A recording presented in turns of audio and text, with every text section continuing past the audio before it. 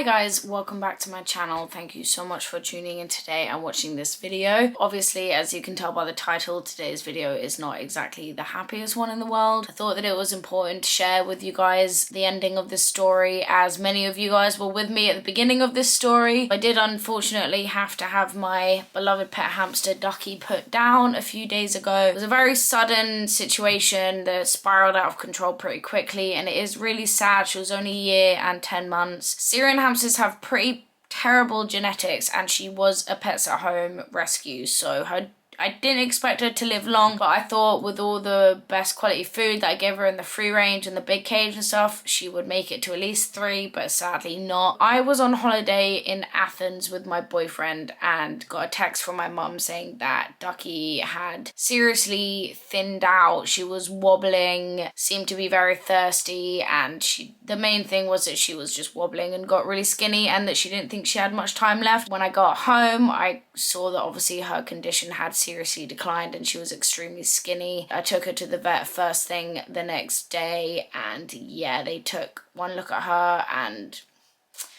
there was nothing they could do, which was very sad. I've never had an animal put down before, so this was my first experience, and to be honest, I feel like I've been quite lucky with the deaths that I've had in the past. Like, usually my animals just kind of die. Not that that doesn't have its own complications or hardships, like that is hard on its own, but giving my family member to another human to walk behind a door, to close it, to kill them is quite a horrible situation really to go through, and I am quite sad about it. So I'm not exactly sure what was wrong with her. It could have been wet tail because she had really bad diarrhea. That was probably the main reason, and she was probably very dehydrated from that, and hamsters can die pretty quickly from dehydration. But I did some more research into wet tail, and it seems to be stress is a main cause. So Ducky had been in the same place and her cage hadn't been cleaned out for a while, and no one was trying to touch. Nothing had changed. She was usually quite a calm hamster in her elder age,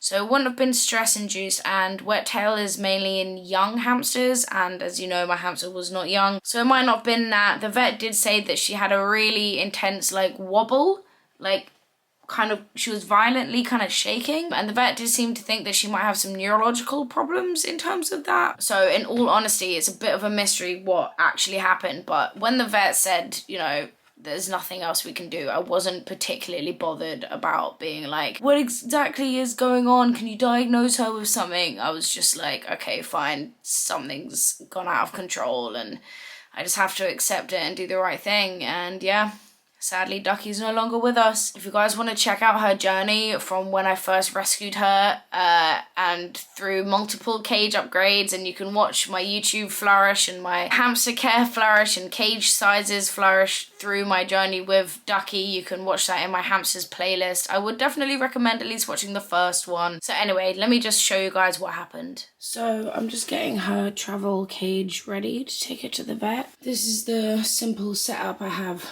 right now. As you can see, I just put her in her chamber box. She is right there. She is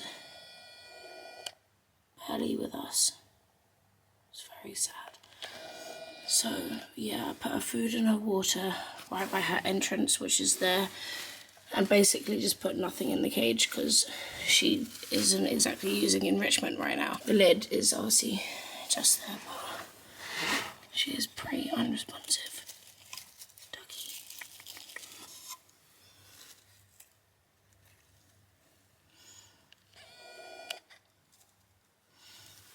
Hey. Are we gonna get you fixed, baby? So it breaks my heart to do this and get her out of bed because she's basically at death's door, but I need to take her to the vet. When I put her in her carrier, I did actually give her some cucumber just as some extra hydration, and she was still eating. She was barely able to even lift her head, and her head was shaking back and forth, but she was still hanging on in there, which gave me some hope. But obviously, sadly, you can see this is her at the vet's. The vet took about a 10-minute look at her and pretty quickly was just like, her head is shaking, she's struggling to breathe, her eyes are crusty, she's not gonna make it through the night, and the kindest thing to do is to put her to sleep. Sadly, it did seem like the obvious thing. I was expecting that to happen. As you can see here, this is her just before they take her in. She was suffering, which honestly broke my heart, and having to watch them take her off behind a door and just knowing that I'll never see her again was so upsetting. I was just crying. One thing I am happy about though is that I did manage to have a proper little cuddle with her before they took her in. So yeah, that's how it went down, and that was a few days ago, and I've had my fair share of crying. I was crying at the vet a lot. I was crying on the way home, cleaned out her cage, did the whole ritual, was crying then, watched loads of old videos of her. And the thing is, like, when small animals die, like hamsters and stuff, I feel like a lot of people can think like, oh, but it's just a hamster, like how can you be so attached to it? And it's like, these teeny little creatures can honestly take up such huge spaces in people's lives, and through care you have a bond with this animal. Like, I know the animal doesn't have a bond with you, but it's not really about that. Like, I got so much pleasure and happiness from rescuing this little animal and giving her a good life and watching her be a hamster. Like, I really did love her, and yeah, sad to see her go. But that's all the sad stuff out of the way. So for now, let's just enjoy some cute clips and remember Ducky for the amazing hamster that she was.